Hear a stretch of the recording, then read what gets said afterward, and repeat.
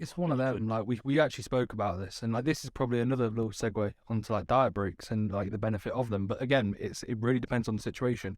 Like for where I'm at currently, there definitely could be some benefit, but it's not essential. Like my training performance isn't suffering. I'm not feeling, let's say, like my sleep quality where I'm like, oh, I'm just really battered. I'm feeling horrendous. My joints are battered. Like my performance is mostly going to be performance orientated, where like I'm just suffering. And at this point, like training's really good and my rate of loss it has been pretty aggressive out the gate, but I feel still pretty good. So it's like, well, I'll see how the next, let's say, 4 days go when it comes to fatigue, dropping that off.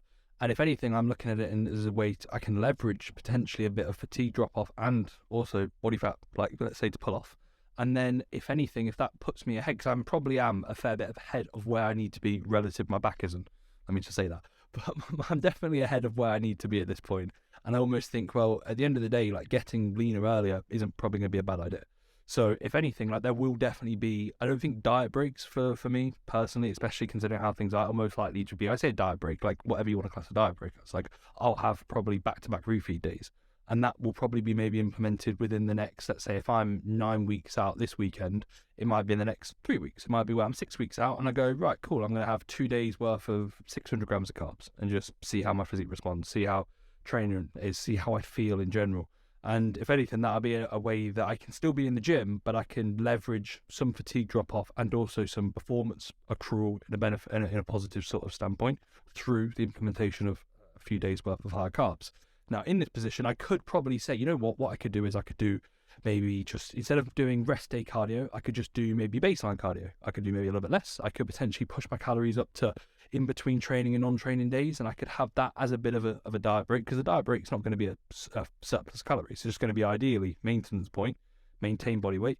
But at the same time, with where things are, for me, I think, it really depends. But again, I think if you were to say to me, no, bro, diet break, it would be like, okay, maybe. But then I've also only been dieting for 7 weeks. Yeah. So is the duration, needed? I think a diet break is beneficial when you're sort of, and the thing is you are on track, but when you're almost like right on track or you're even ahead, and if the diet's quite long as well, like you're I think that's what I mean. You don't really need one. I think it's duration. I've had 7 weeks into a diet.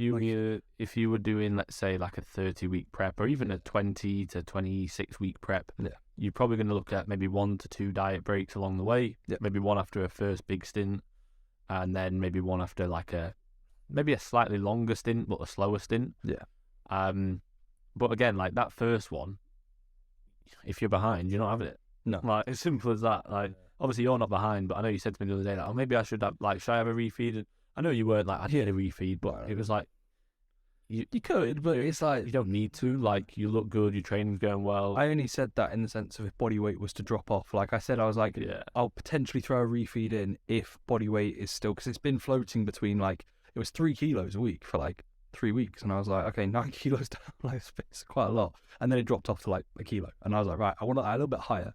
But if I make a change and my body weight's been really responsive, and if I make a change and that goes back up to 3 kilos, and I'm 101, 102 kilos, where I'll probably be very high 90s / probably 100 kilos, maybe 101 on stage, there's going to be that's not going to be beneficial at, let's say, 8 weeks out. To only be able to be like, I need to pull off 3 or 4 pounds.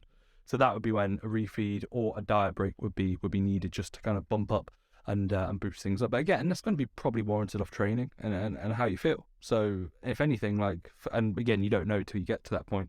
But yeah, I do agree. I definitely think the duration of phase, and then also a balancing act of how things are going to be in general when it comes to calories, fatigue, training, and all that sort of stuff. And you can only really, and this is the thing, you can plan it, but you have to still be responsive. You still have to go off the feel. And as Finn said, if you're behind, no matter what you've planned, if you've got to pull off body fat, you've got to pull off body fat. Times not last year, the year before for me, my first prep, we spoke about this before, but it was very much a case where I actually looked through my log. I haven't spoken about this. I looked through my log a couple of days back, and I said to Hassan I was around, and I was like, this was a really well handled prep up until about 7 weeks out. And it was because I looked through everything, 22 weeks, and I was looking through all the decisions I made, because I had everything drafted up, and everything was really, really good. And I was like, okay, maybe I could have been a bit more aggressive here. Like there was a bit where I stayed like 103, 104 kilos for like 4 weeks, but I was getting better. I have photos of that. Yeah, but that was the issue. Yeah, no, That was the time where you should have been more aggressive. but it was more so my front was getting a little bit more conditioned, a little bit more conditioned, a little bit more conditioned. And I remember getting to like 7 weeks out, and it was like, mate, from that point, it was hilarious. Every 3 days, it was like food drop, trade day, food drop, non-trade day, cardio up, steps ups, like clean ups. It was literally just like hell for leather. What can we change to increase rate of loss? And I think I went from like 101 kilos. I was 101 kilos like 1st of August, and I think by like September 15th, I was like 92. So I'd pulled off 8 kilos, 9 kilos within like 5 weeks. Just needed to do that 2 months earlier. Yeah, and the thing is because it was very challenging to assess from a composition perspective from my front, I'd be like, okay, cool. And in the back of my head, we both were like, oh, well, the back will eventually get in, the front sound. So like the back will eventually get in. And then another 2 kilos come off, and it's like, yeah, the back will eventually get in. And then another kilo comes off, and it's like, maybe the back won't come. Maybe the back's not going to come in. Yeah. And I remember, again, we spoke about this before on the podcast, where we were in warehouse, changing room. And I was going through some poses. The locker room. We were in warehouse, the changing room.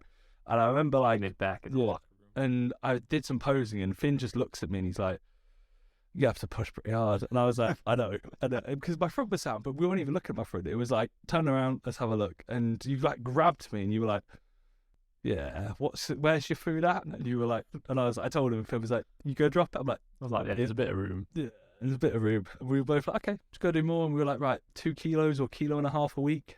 And it was planned it. I did just plan it out.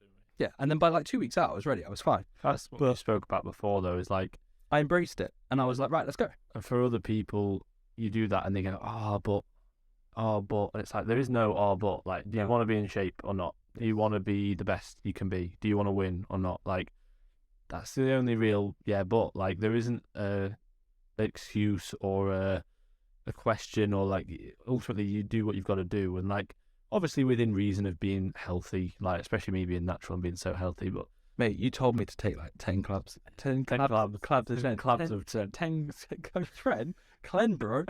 So you told me to say like, how much Clen have you got? I just take the whole pack, or take it all. And I was like, okay, what about thyroid, T3? And you were like, honestly, bro, just as much as you can afford.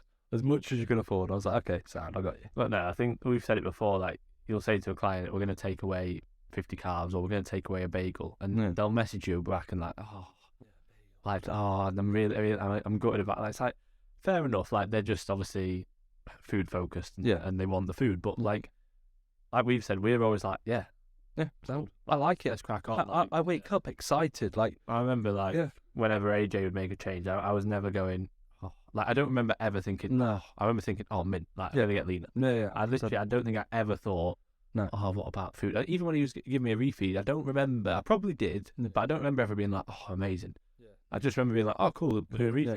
I remember AJ saying about a burger, a few weeks to like see how you would look. Yeah. Like this was pretty sure I said, no. And you were like, I don't really want a burger. Like, I prefer just to have more of my food if I'm out. Like, I don't really fancy that. And like, it's going to throw my digestion off. Most people, mate, you unfortunately, you want a burger. Right. 2-3 weeks out, they're going to be like, oh my God, yeah, bro, I really need that burger.